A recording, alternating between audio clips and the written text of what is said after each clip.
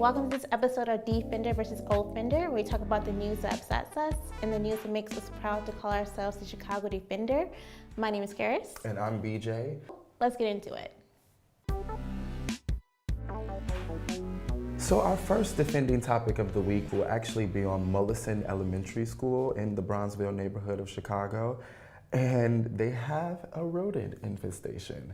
And the fact that at one point they literally had in the library like baby rodents placed on a pillow with a mother rat searching the library to find her kids, like that's disgusting. Exactly. I'm just curious as to why they didn't decide to actually go ahead with the fumigation. They should have had it fumigated because when the students returned to school, they still had a rodent problem. Right. They walked around with the aldermen and the health department and they still found rat feces in the gym closets. They still were able to find rat feces in the principal's office, along with a packet of poison that the rats still had chewed through. Are we not thinking about the children and the conditions that they're in?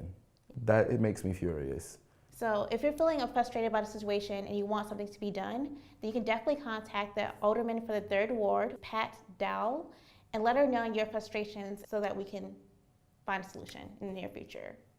So our second defending topic of the week is on the Federal Communications Commission, which is also known as the FCC, and their attempt to destroy the Obama-era net neutrality agreement, which allows us to use the internet and go to different websites, only paying one cost that we pay each month.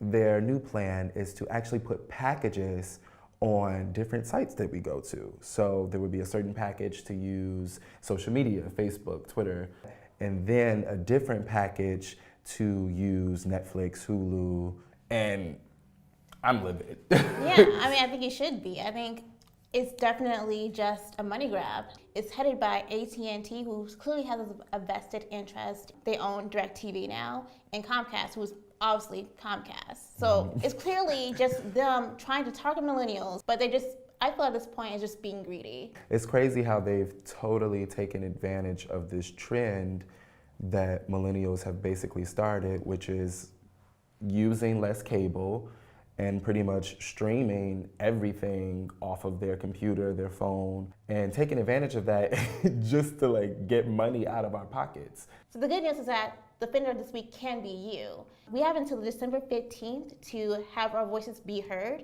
and actually let the FCC know that we're not okay with what's currently happening. The final defending topic this week will be Prince Harry marrying Meghan Markle. Congratulations, Yeah. Love is in the air. Why is this so important? So it's a good topic simply because Prince Harry was able to shake off people who basically decided to talk trash about Meghan Markle because she's half black. So the fact that he was able to look beyond all the naysayers and say that, hey, I don't care about what you have to say about her ethnicity. I think she's a wonderful person and I'm still gonna marry her. Yeah. I think that's really cool. I mean, shout out to Harry for, defending his wife as he should. I'm hesitant to celebrate the fact that he's dating, a biracial woman just because of that. And I mean, also this whole thing with black people being so excited for us to finally have a seat at the table of this colonizing white supremacist institution is just kind of like, well, are we fighting for equality or are we fighting for just assimilating and having a seat at an oppressive table? So for the final offending topic of the week is actually on the slavery in Libya that's happening right now.